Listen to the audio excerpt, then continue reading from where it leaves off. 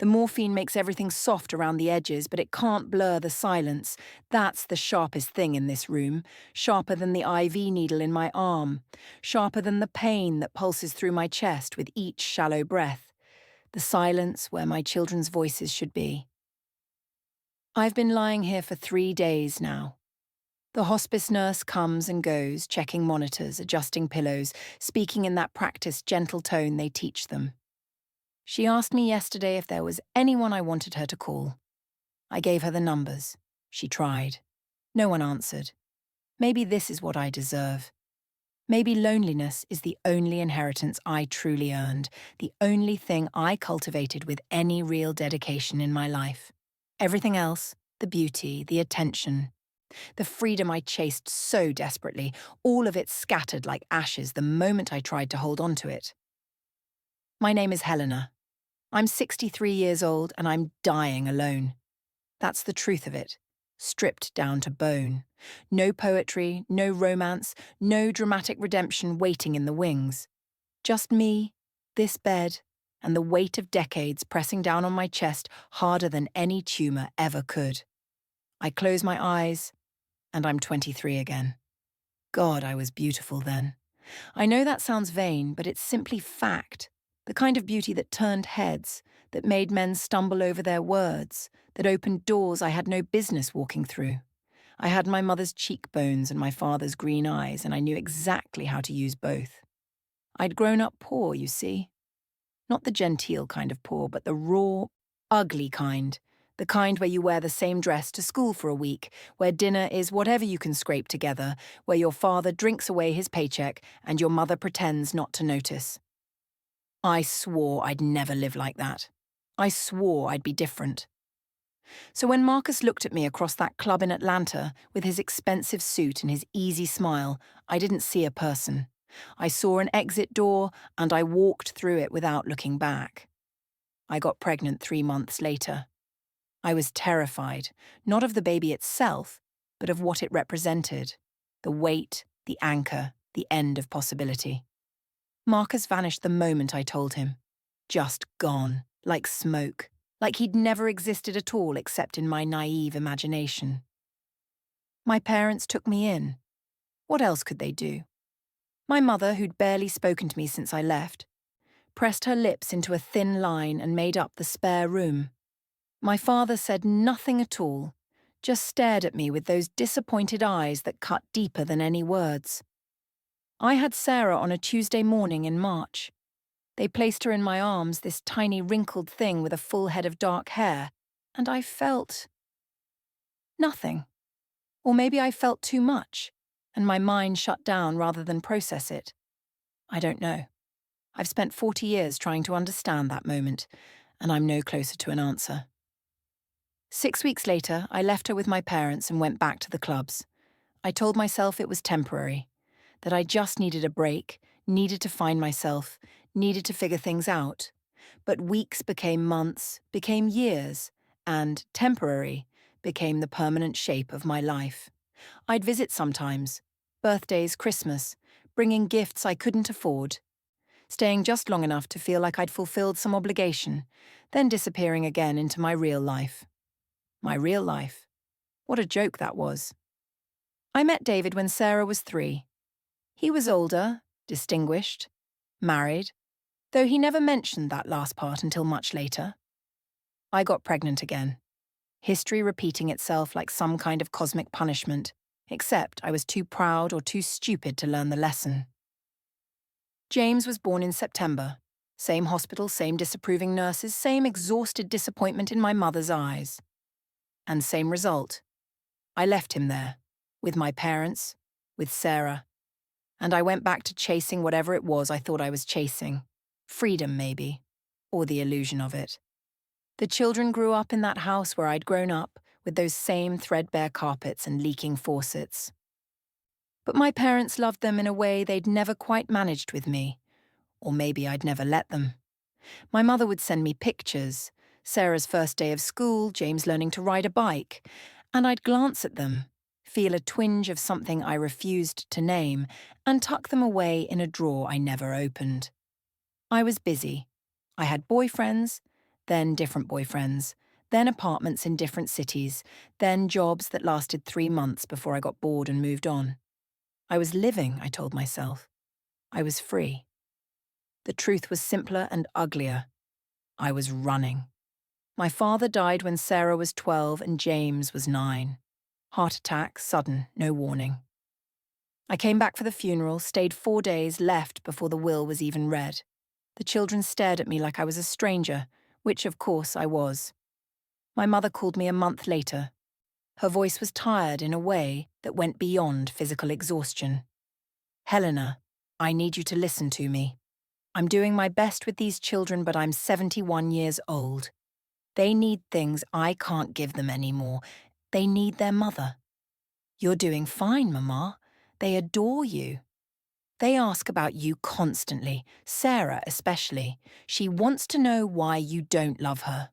The words hit like a slap. I never said I don't love her. You don't have to say it, baby.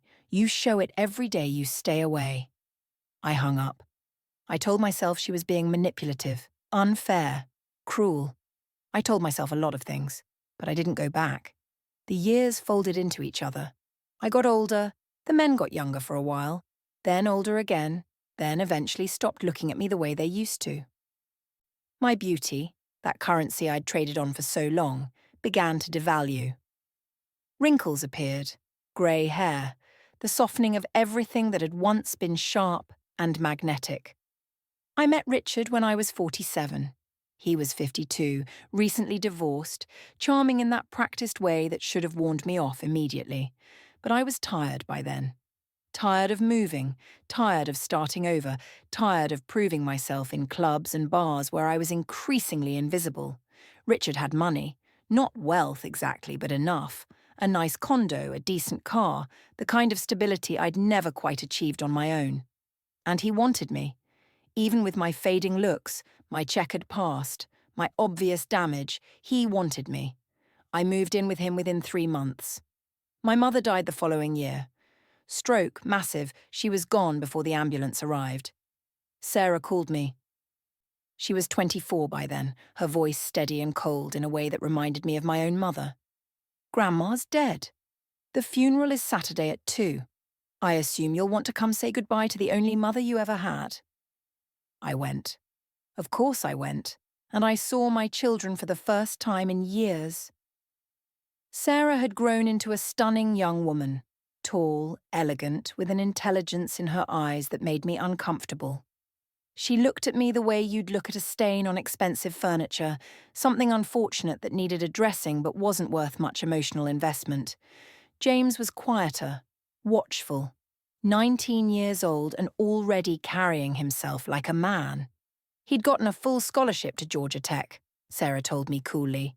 Engineering. He'd be starting in the fall. Sarah herself was in medical school, working 2 jobs to pay for it. You're both doing so well, I said, and heard how hollow it sounded. Yes, Sarah said, we are. That was the entire conversation. I went back to Richard's condo, to his comfortable life, and I tried not to think about the way my children had looked through me like I was glass. The next few years were the most stable of my life, which should tell you something about how low the bar was set. Richard and I fell into a routine, dinners out on Fridays, quiet weekends, occasional trips to Charleston or Savannah. He worked in real estate. I got a job at an upscale boutique, selling clothes to women who looked like younger versions of myself. It was fine. It was bearable. It was empty. Richard never wanted to talk about my children. He'd change the subject whenever I mentioned them, which was rare enough that I noticed the pattern. I told myself he was just uncomfortable with the topic, that it reminded him of his own failed marriage, his own estranged daughter. I didn't let myself wonder what else it might mean. Sarah reached out when she was 28.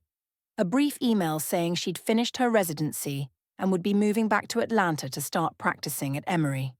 She mentioned, almost as an afterthought, that James had graduated top of his class and was working for a tech firm in Buckhead.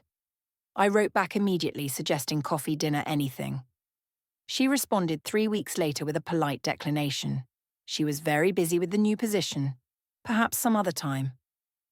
I didn't push. I never pushed. That was my particular cowardice.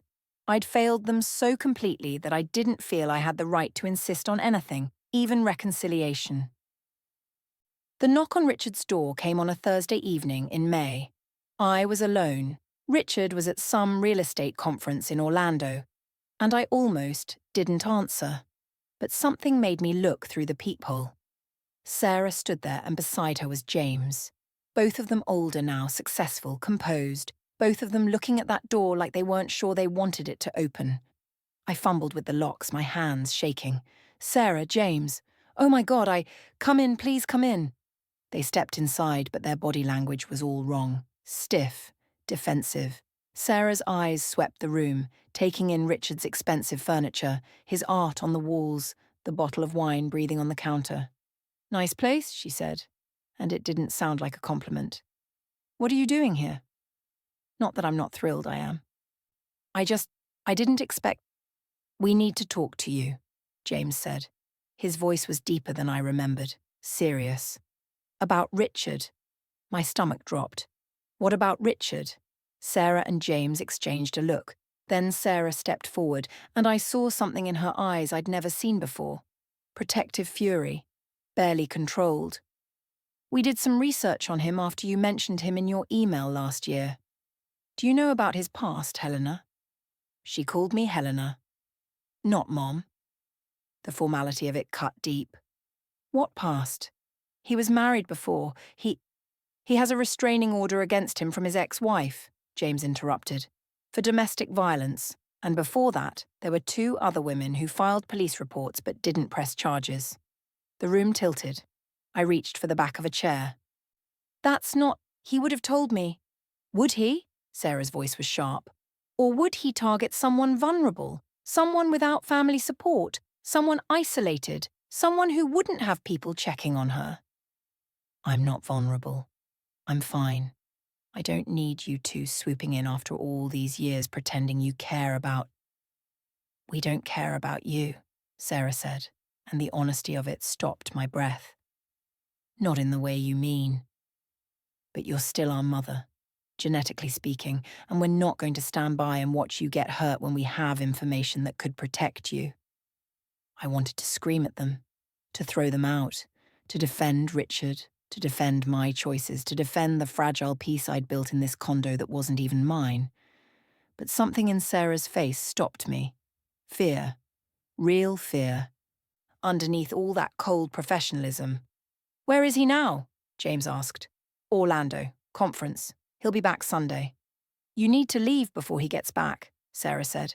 Pack your things. We'll help you. I laughed. Actually laughed. And go where? I don't have anywhere to. You can stay with me, James said quietly. I have a spare room, just until you get on your feet. I don't need rescuing by my children. No, Sarah said. You need it from yourself, but wear what you've got. They stayed.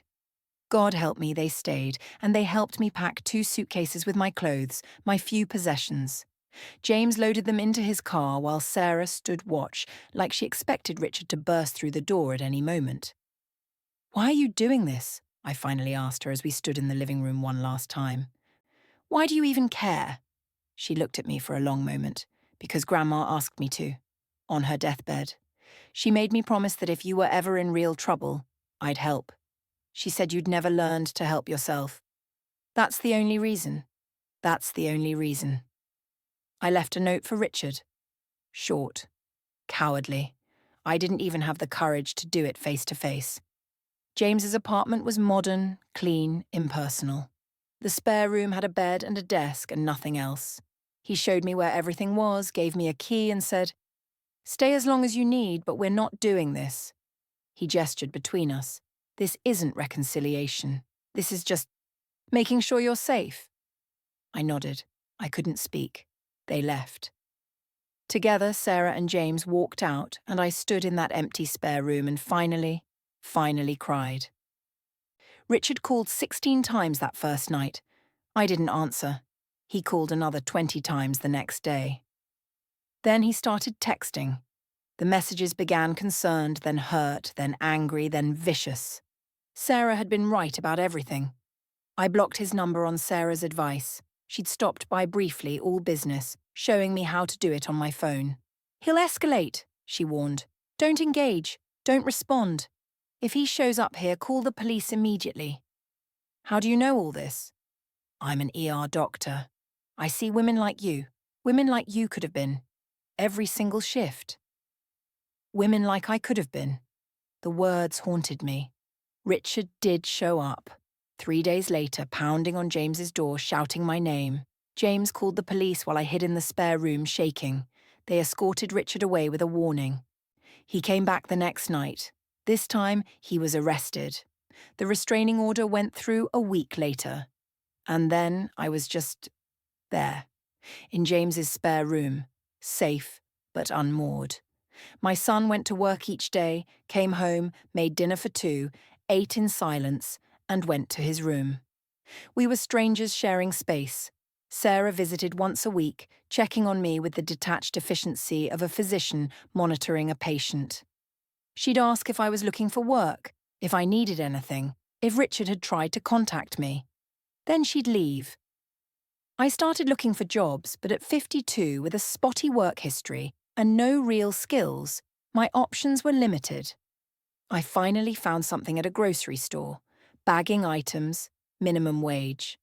It was humbling in a way I desperately needed. 6 months passed this way. James and I maintained our careful distance.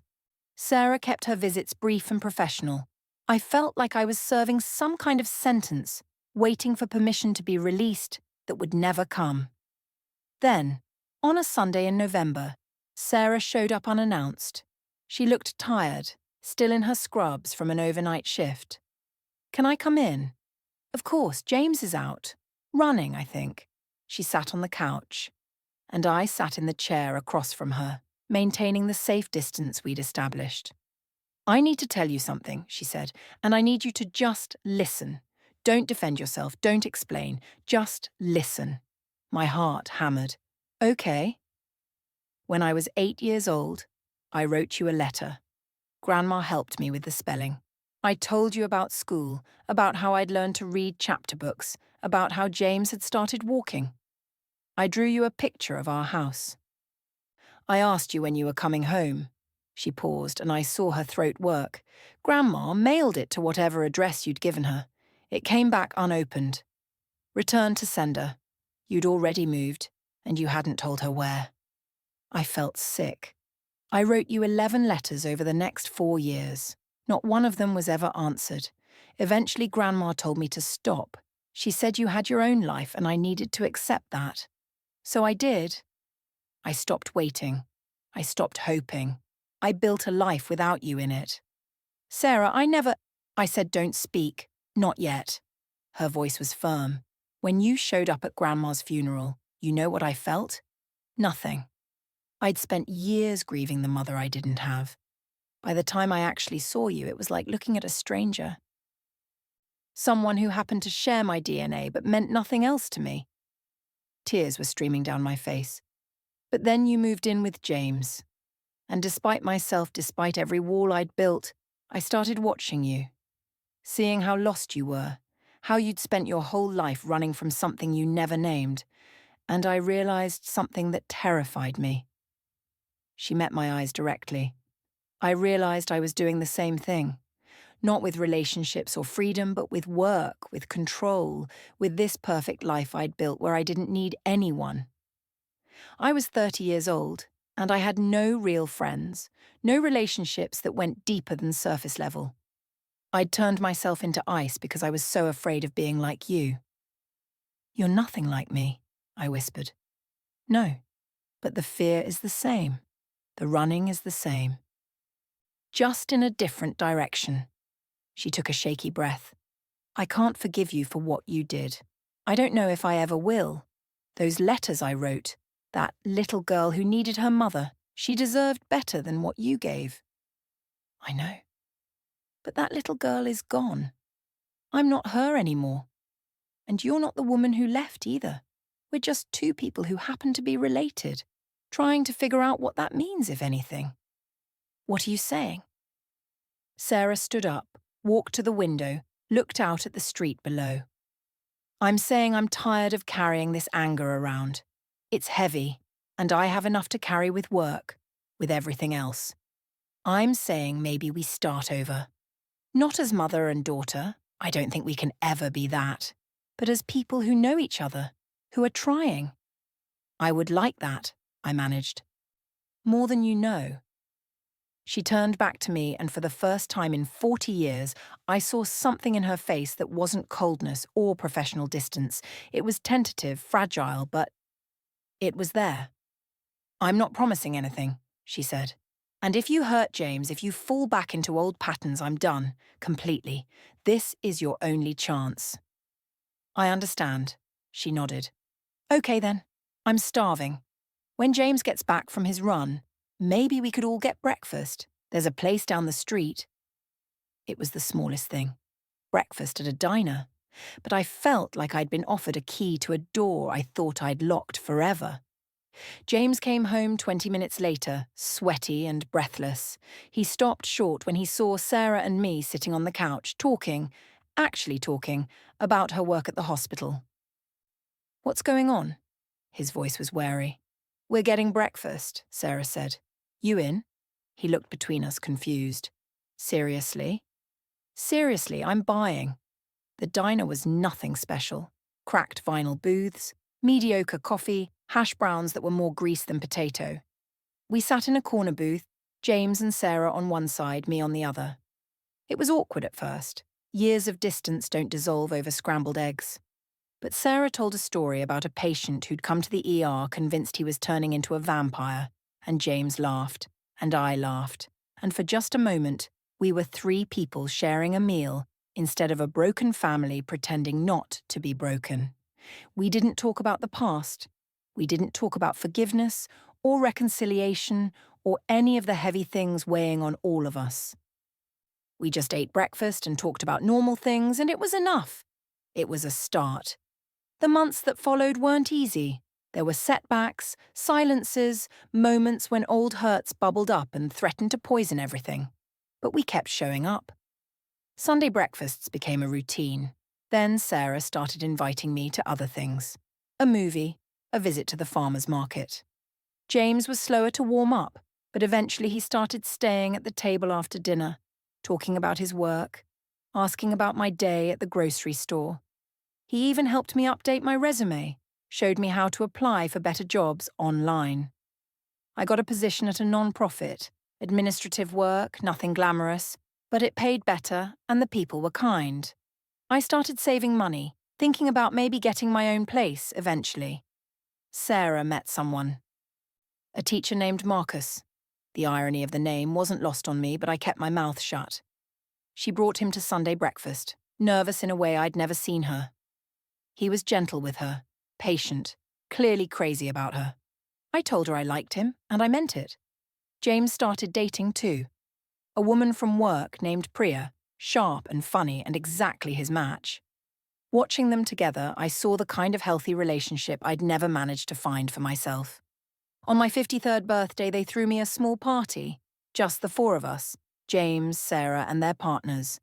They'd baked a cake, brought presents. Simple things. A scarf from Sarah, a book from James, a gift card to my favourite coffee shop.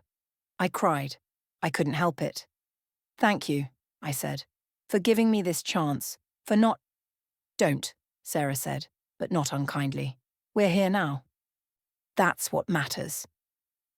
A year later, Sarah got engaged. She asked me to help with the wedding planning, not because we'd suddenly become best friends, but because she wanted to try. Because she was choosing, actively, to build something new instead of being trapped by something old. The wedding was beautiful, small, intimate, just family and close friends. I sat in the third row watching my daughter marry a man who loved her with the kind of steadiness I'd never provided. When she walked down the aisle, she caught my eye and smiled. A real smile. I smiled back, tears streaming down my face. At the reception, she danced with her new husband, then with James. Then, to my shock, she walked over to where I sat. Dance with me, she asked, extending her hand. We swayed together to some slow song I didn't know, my daughter and I, and she leaned close to my ear. I still can't call you Mom, she whispered. I don't know if I ever will, but I'm glad you're here. Me too, I said. Me too. That was 3 years ago. Since then, James got married too. Sarah had twins, a boy and a girl. James and Priya are expecting their first child. And I'm here, in this hospice bed, dying. The cancer came fast. Pancreatic, stage 4 by the time they found it. Sarah sat with me when the oncologist delivered the news, held my hand through the statistics, the grim prognosis. 6 months, maybe 8. We'll fight it, she said. We did. Chemo, radiation, every protocol available. But some things can't be beaten, only endured. I've been in hospice for a week now. The pain is manageable with the morphine, but the exhaustion is total. I sleep most of the time, drifting in and out of consciousness. But I'm not alone. Sarah comes every day after her shift. Sometimes she just sits and reads, her presence a quiet comfort. Sometimes she talks about the twins, about funny things they've said, about how exhausting it is being a mother. I listen and offer what little wisdom I can, aware of the irony of me giving parenting advice. James visits in the evenings. He brings his laptop and works from the chair beside my bed, answering emails, taking calls. Sometimes Priya comes with him, her belly round with their coming child. She's due in 3 weeks. I might not make it that long. You'll make it, James says when I voice this fear. You're stubborn enough. Maybe I am, or maybe I'm just not ready to let go of this imperfect, hard-won piece we've built. Today is Saturday. Sarah is here with the twins. Marcus brought them, but he's taken them to the cafeteria to give Sarah and me some time alone. She sits in the chair beside my bed, holding my hand. Her thumb traces small circles on my palm, a gesture that feels ancient and new all at once. I need to tell you something, I say. My voice is raspy, weak. The morphine makes it hard to focus, but this is important. What is it? She leans closer. I'm sorry. I know I've said it before, but I need to say it again. I'm sorry for all of it, for leaving, for not being what you needed, for wasting so much time. Sarah's eyes fill with tears. I know. And I need to thank you for giving me these last few years, for letting me know my grandchildren, for choosing forgiveness when you had every right to choose otherwise. It wasn't forgiveness, she says softly. Not at first. It was just exhaustion. I was tired of being angry. What is it now? She considers this, wiping her eyes. Now? Now it's something more. Not forgiveness exactly. More like acceptance. You're my mother. You failed me in profound ways, but you also tried to change, and that trying mattered. Did it matter enough? Yes, she says, and I believe her. It did. The door opens. James enters with Priya, and behind them Marcus with the twins. Oliver and Emma, 3 years old, full of energy and life. They clamber onto Sarah's lap, chattering about the vending machine, about the elevator, about everything and nothing. I watch them, these beautiful children who carry my genes forward into a future I won't see. Sarah and James are good parents, patient, present, everything I wasn't. The cycle is broken. Grandma Helena is very tired, Sarah tells the twins gently. Can you give her a quiet hug? They do, carefully, as if they understand the fragility of this moment. Emma pats my hand. Oliver says, I love you, Grandma. My heart, that failing muscle, swells with something too big for my chest to contain. I love you too, sweetheart. They leave reluctantly, Marcus taking them back to the cafeteria. James and Priya settle into chairs. Sarah remains beside me, still holding my hand. This is my family. Incomplete, complicated, born of failure and redemption in equal measure. But mine. I'm scared, I whisper. I know, Sarah says. We're here. You're not alone. And I'm not. That's the miracle of it. After a lifetime of running, of isolation, of choosing the wrong things again and again, I'm surrounded by people who chose to stay. Not because I deserved it, but because they chose mercy over judgment, connection over abandonment, the possibility of something new over the prison of something old. Tell me about the twins, I say, because I want to spend these final moments thinking about life, not death. Sarah smiles and begins to talk. James adds details. Priya shares stories about her pregnancy. The room fills with their voices, with laughter, with love that grew in soil I poisoned but somehow bloomed anyway. I close my eyes and listen, and I think, this is enough. This hard-won, imperfect, beautiful thing we built together. This is more than enough. It's everything.